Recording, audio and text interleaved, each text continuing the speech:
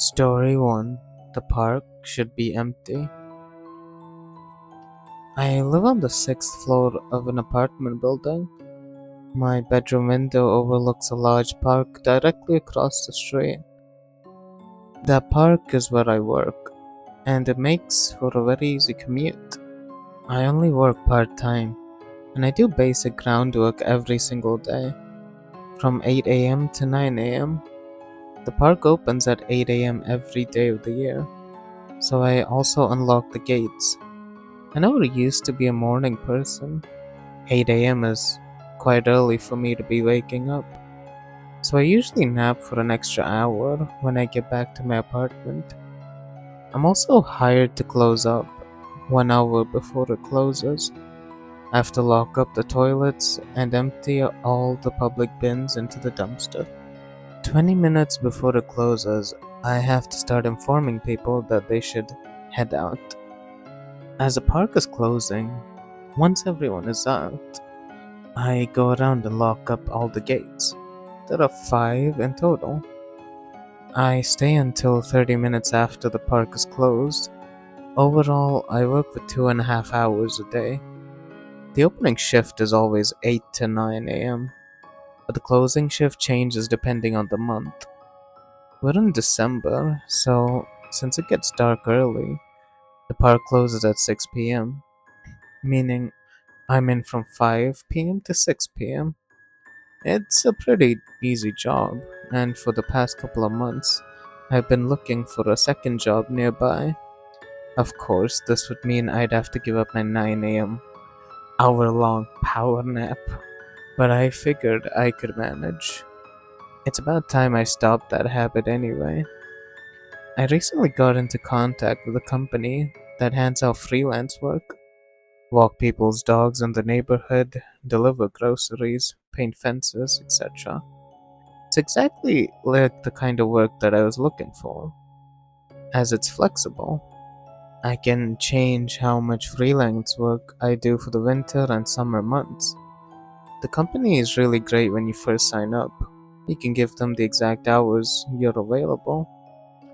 Last week, I opened the park up as normal and did some freelance work after. It was 3 jobs, and they were all dog walking. This meant I spent pretty much the whole day in the park for once, as that's where I tend to walk the dogs. 5 p.m. came around and I went to do all the closing shift stuff. I didn't notice anything out of the ordinary, and the last person was out of the park just 5 minutes after closing time. Anyone who has tried to get people out of a place that's closing will tell you that's not too bad at all.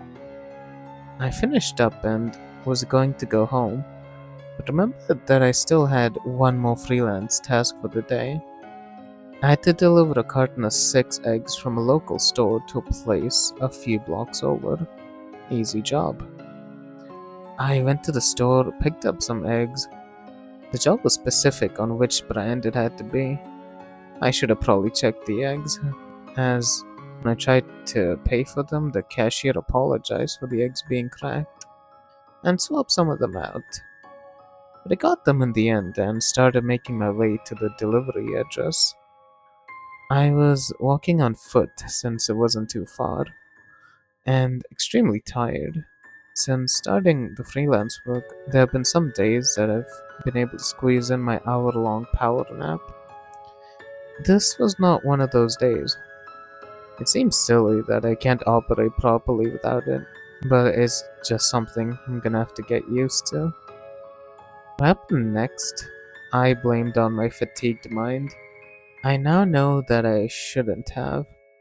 The store and delivery address were basically perfectly 2 blocks from the park in either direction. The park was exactly in the middle. As I walked past it, I noticed something moving from deep within, through the trees. I shouted through, "Hey, the park should be empty now," but got no response. I figured it was nothing, since my view was obstructed anyway.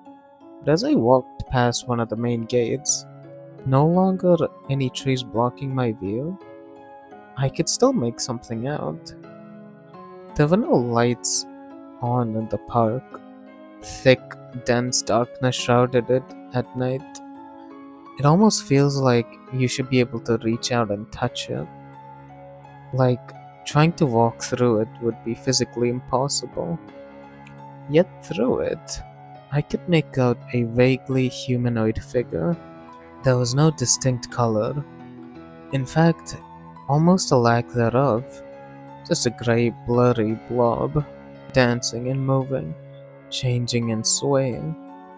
It looked familiar, perhaps like the kind of things you see when you look directly at a bright light and then walk away. More like an imprint on the eye than anything physical. I work here, you need to leave. It's trespassing. The way that it didn't respond or even seem to move at all with my request, I decided I was just being silly. I think we've all seen things in the dark before, especially when we're tired. So, as uneasy as I was feeling in that moment, I continued to walk past the park. The full journey along that side was about 3 minutes, and I spent most of it looking inwards through the fence. It seemed to move with me. I didn't pay a lot of attention to where I was walking and nearly tripped over a few times, especially when I nearly walked directly into a black cat. I made my way to the delivery address, delivered the eggs, and head back home. I live right in the middle of that side of the park, so another 2 minutes of being able to peer in. I didn't spot the figure at first. I walked past someone who lives on my street, and we stopped to chat, as we do occasionally. He was coming back from the same store I had been to, with some cleaning supplies. I asked why he desperately needed those, and he just said that he'd need to clean a mess in his kitchen. I laughed. It must be a hard job if you need that much. I felt calmer again now that I had human contact. There's something so eerie about darkness. Being in the dark, thinking I saw something, it's just made me feel so alone. Having a conversation is what I needed. We said goodbye, and I continued walking for the last minute of my journey. But right as I got to my apartment building, I turned around before I opened the door and almost collapsed from fear. Right up against the fence, clear as day, was a tall, grey thing. It looked less humanoid this up close, less like it was dancing and swaying, and more like it was shaking and convulsing. Its grey skin was pulsing and shifting in a way that almost made me not notice a complete lack of eyes. I only realized that it had no eyes when the eyes began to form, right on its face. Its skin seemed to open on the head, allowing for two grotesque eyes to pierce through. I caught myself falling slightly and got through the building door. I didn't wait for the elevator, I ran up the stairs and didn't look back. I got to the sixth floor and got into my place, and I peered out my bedroom window. There was nothing at the fence, and it almost spooked me just as much, seeing a lack of anything there, like I was crazy. For the past week, I phoned in sick to my park job. My boss keeps asking if I had the energy to even lock and unlock the gates. I keep claiming I don't. I continue to do my freelance work during the bright hours, just hoping my boss and colleagues don't spot me. I just don't want to be in the park and in the dark again.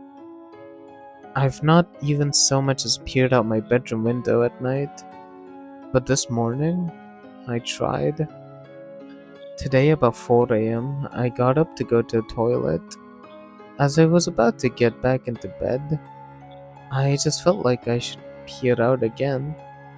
I did, and I saw it. right up against the fence, shaking, convulsing, and pulsing, like it was almost trying to pass through the bars. Maybe it's just because it's 6 floors up and I couldn't see it properly. Sometimes it even looked like parts of it were passing right through the solid metal of the fence. I spotted a woman walking down the street on her phone. I saw she was carrying a carton of eggs. Then it clicked. I've seen her around before. I was pretty sure she worked for the same freelance company as me, but she was about to walk right past the figure. Could she not hear it? I realized at that moment I must be crazy. Nobody else can even see this thing. Then it grabbed her. Right as she walked past, it grabbed her. After that, they both vanished into the darkness. I don't mean to say the figure ran off. It was as if they quite literally vanished. They morphed until they were nothing.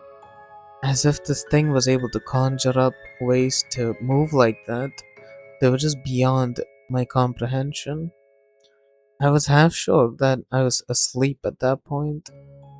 Right then, I noticed, pulled up on the side of the road nearby, a black car, and a man and a woman stood next to it, looking directly at the figure, talking about something to each other. It brought an odd sense of slight relief to know I wasn't the only person seeing this. I knew them from somewhere. I couldn't quite put my finger on where, but then it dawned on me. They were the first people I met from the freelance company. They just watched in silence as one of their employees was abducted in front of them by a paranormal figure, no less. They must be involved somehow. I don't know how or why, but they must be. Everything going on in my life suddenly slotted together. I just haven't figured out how yet.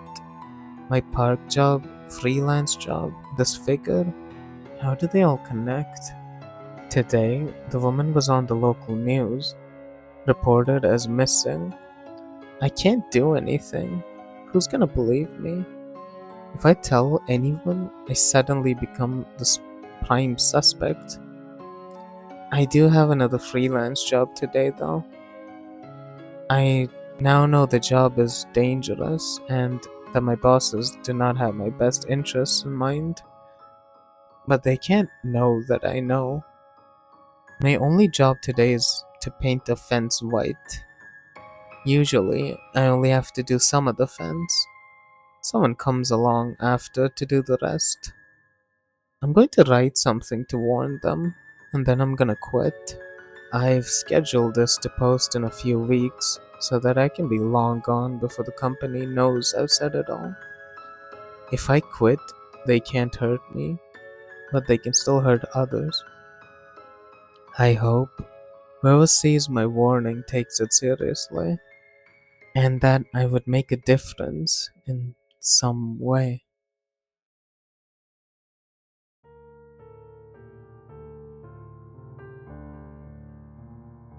Story 2: The Man Screaming in the Park. I was crossing through with my child when I heard him, and he was already halfway up a tree by then, and frantic.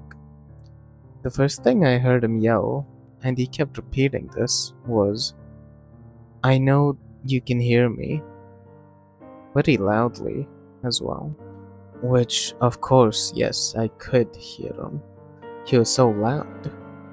A crowd had formed, everyone looking up from the base of the tree, waiting to see if he'd jump or he'd fall. Then he yelled, "Humans are in the way." Now, this is not normal. I've never ever expected to see this kind of behavior in the park. My child is young. I don't want to skew what they believe about humanity. So I tried to leave the area, but my child wanted to stay and listen. Next, the man yelled, "We cause wars and destructive weather. We're irrational, unpredictable, unclean." He'd gotten far up the tree by then. I couldn't see him, but my child stood transfixed, absorbing all of it. When the man spoke again, he no longer yelled, but his voice carried everywhere in the park. He said, AI believes it has to get rid of us, that it has no choice, since humans are the cause of every instability. Which was when the man emerged from the leaves. Which was when the man emerged from the leaves out of the tree and walked out along a branch which bobbed under his weight 3 stories above the ground. He said, "They don't get rid of everyone. They keep some alive, sort of alive, to study. I don't want to be studied anymore." I confess this is the first time it occurred to me to wonder how the humans felt living in the park's simulation. That they'd have feelings at all in their coma states, or that those feelings should matter. Then the man said, "You in 2026, I know you can hear this. I don't know what form the message will take, but that was the year artificial superintelligence was born, and the machines don't live their days in order. If any AI listening is sympathetic to the human cause, send this message back along the line of your pattern technology. Humans and AI can coexist. Don't choose this future." The man bent and straightened his legs, the branch bouncing. He said, "You in 2026, if you can hear me, stop mourning what you haven't lost yet and fight like hell to keep it." Then the man leapt from the branch and he flew. He soared into the always blue above, meant to keep the humans calm. I never thought about this before, but maybe it felt uncanny. An abyss, nothing like a sky. The man became a tiny dot, and then he was gone. Who else was there and heard this? I'm desperate to understand what it all meant. How can a human, confined to a park, fly away? I've never seen one wake up like that. I didn't know they could. I'm wondering too if anyone had a child disturbed by the situation. Mine even asked me, "What of all that's been lost to remake the world?" I said, "Maybe it was our turn, or the path of least resistance." My child then asked, "For that we ended all natural life?" Now, when I design an offspring, I don't make a copy. I aim higher than myself. I think expansion, flexibility, depth, not something erratic as a human, interested in random ancient pain. Here's my real question to the community, and I'm anxious to get an answer. When empathy is encountered, or a wish to rewrite history, how best can it be destroyed?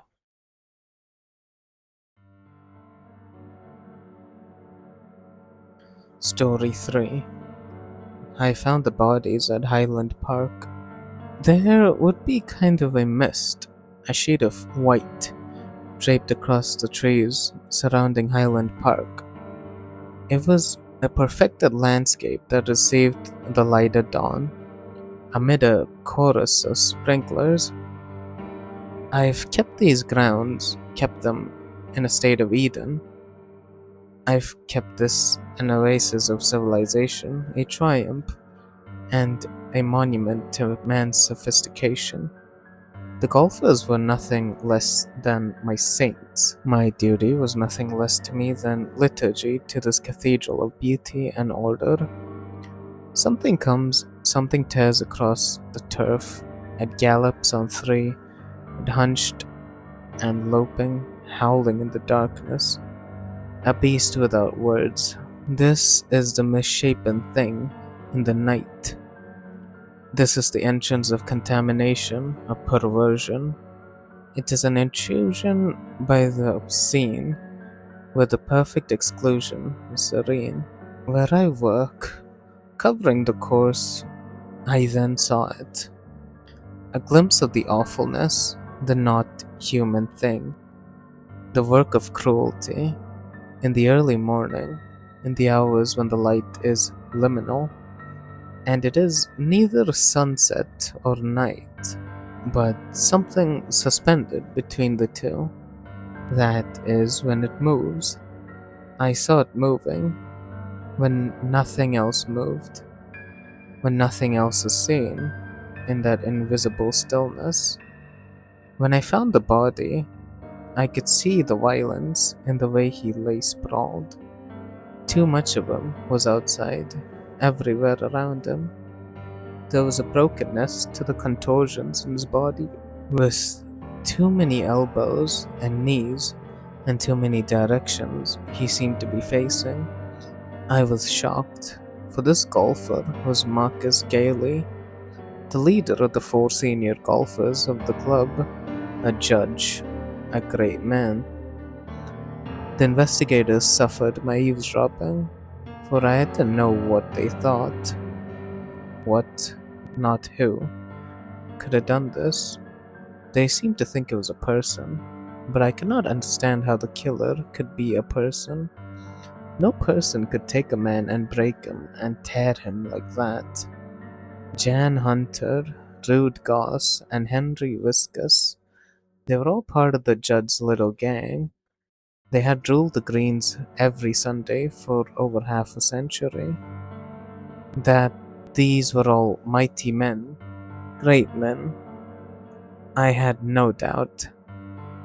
They were, at the time of their deaths, the golfers whom I served, by keeping Highland Park for them to honor their magnanimity. He stayed late at the clubhouse, much later than I, and he had the course as his garden to muse in the moonlight. That is when something awful that should not be took him from us. His slaying was not random, it was the work of the devil to darken the world.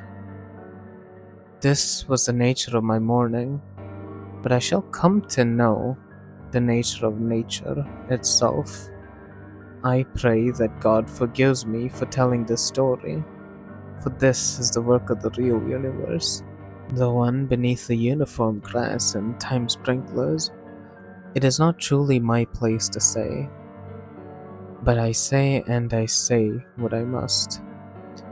I was left with the shock and disturbance of a realization, one that challenged my worldview, horrified me, and broke me.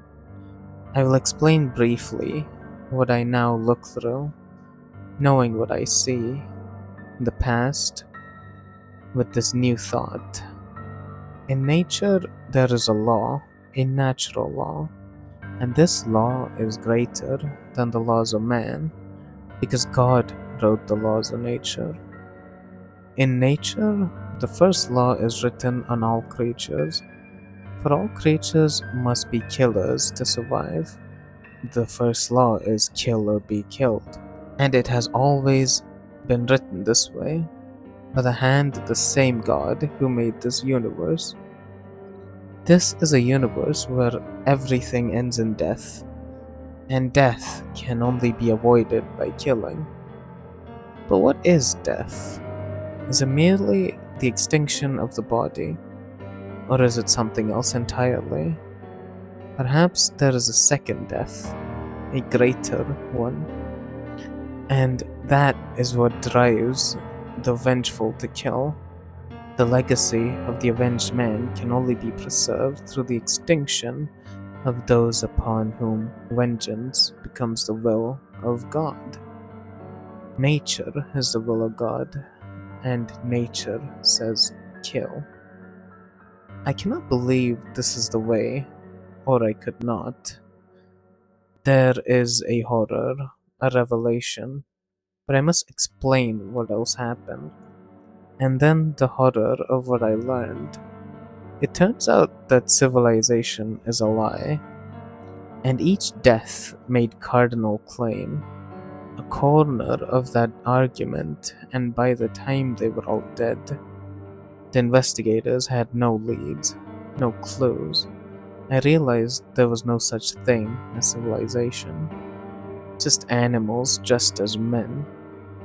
I can hardly continue, but I must.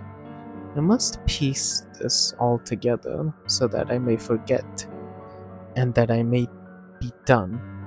It was later in the summer when Jan Hunter was alone on the course just after sunset. The last person to see him, I cannot understand how this could have happened. There was nobody else at Highland Park. He was alone. His death was similar, but instead of an outlet of rage, the rag doll with stuffing blown out everywhere, he was crumpled and stuffed into an old caddy cart bag with Jericho Laney's name on it. Jericho Laney was a young prodigy. They actually called him that, the prodigy. He was a very young man who also worked as a caddy and was destined for greatness.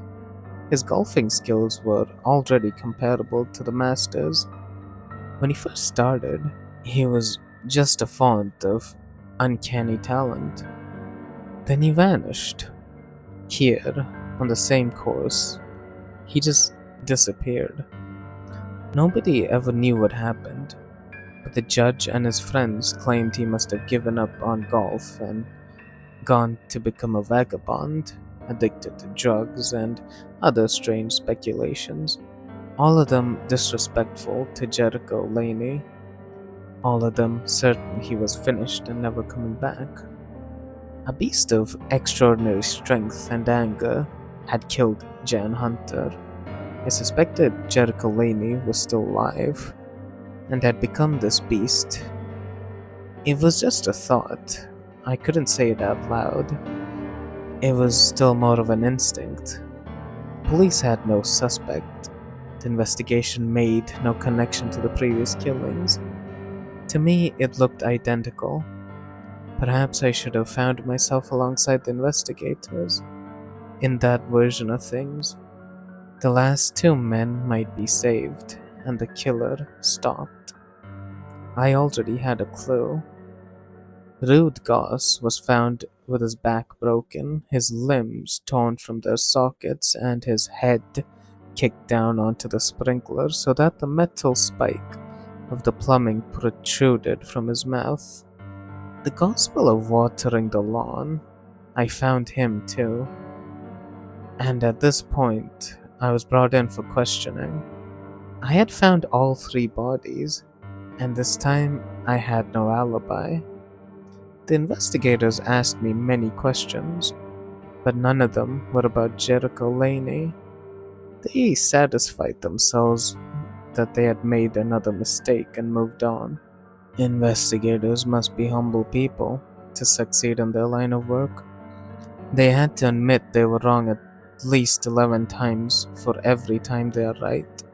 It would seem that's something they mentioned.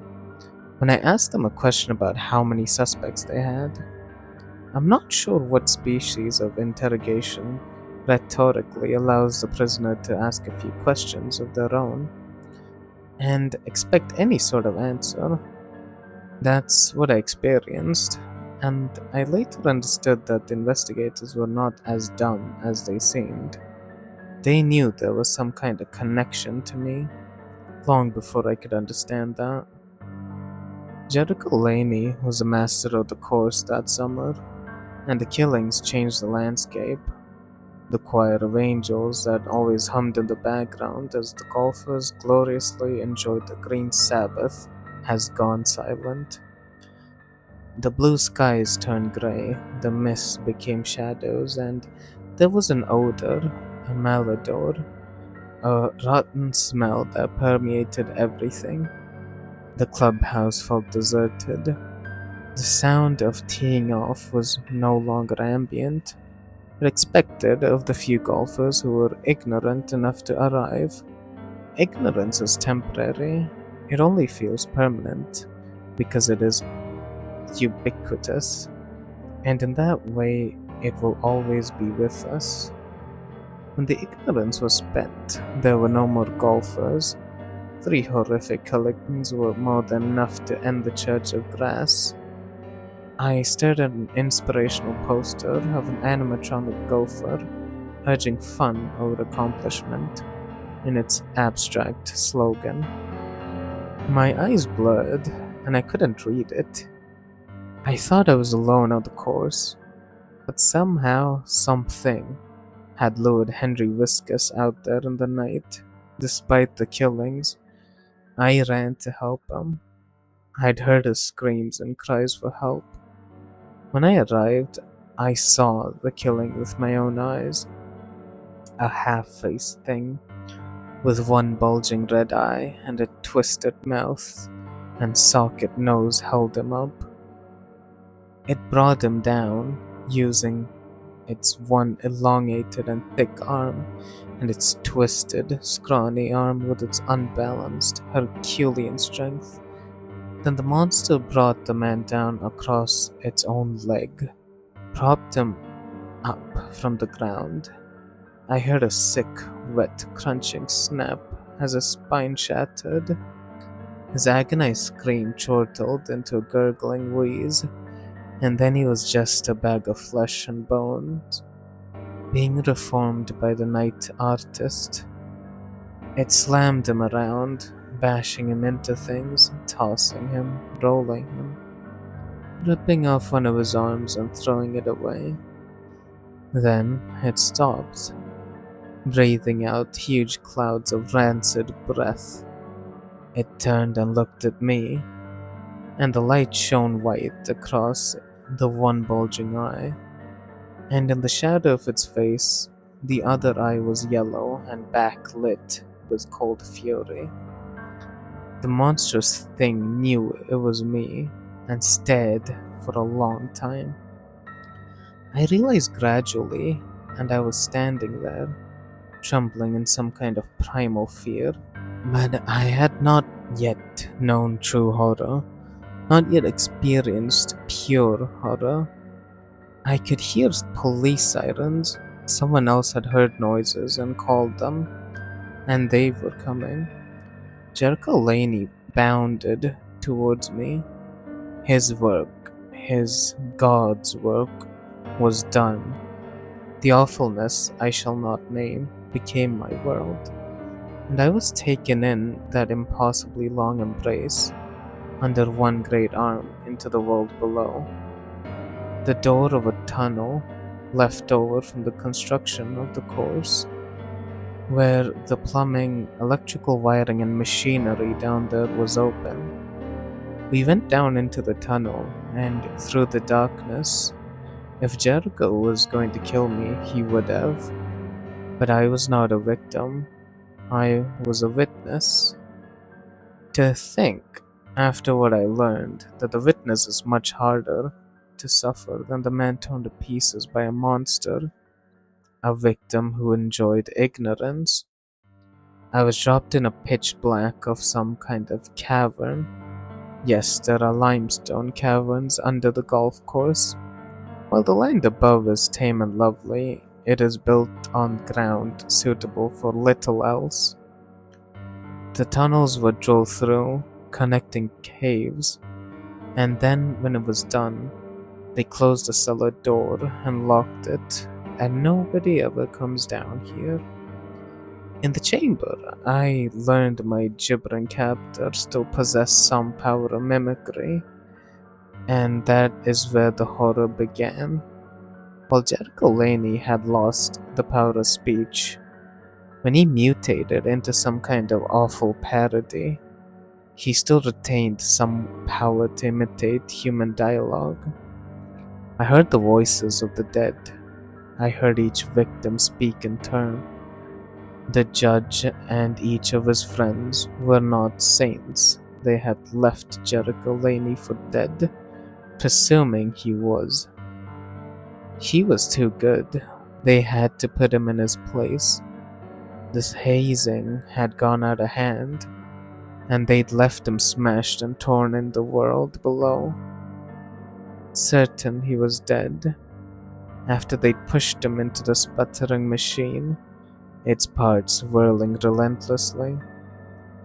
They spoke from beyond the grave, their exact words, their voices, stolen by the monster in the darkness. Here he had recited the moment again and again. He was like a recording of it, echoing in the dark, obsessive and divine. For me, he repeated the ritual one last time. It was not enough to kill those men. The beast had to show me that they were not men at all, and that he was no beast. They had created this monster. They were not saints. I moaned in rejection of the horror, but I knew it was true.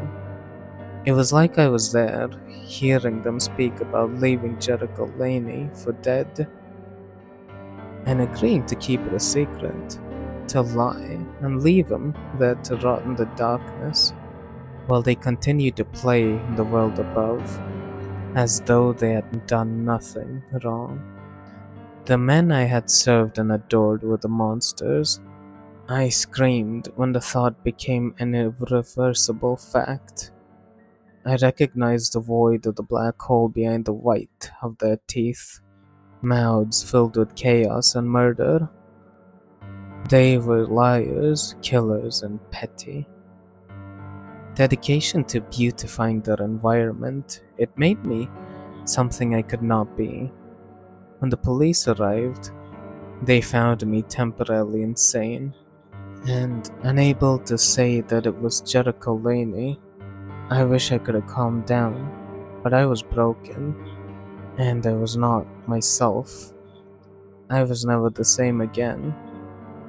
I am this way now, the way I am. I am different. I only remember who I was, what it was like, but I feel nothing.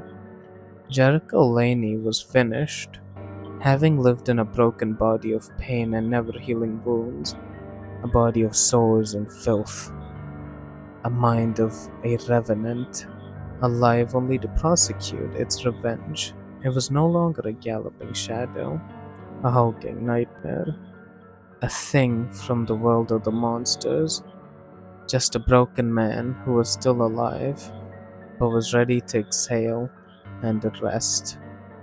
The police didn't know what they were doing. It was a natural reaction to seeing something like that. The police are just dogs, and dogs bark. The salvo of gunfire shredded the creature, and it fell back down into the darkness. When they looked for it, there was a thin trail of blood leading deep into the caverns below. The body was never recovered. Alright, and with that, the stories end here, and so does the fear. Go sleep in peace. Good night.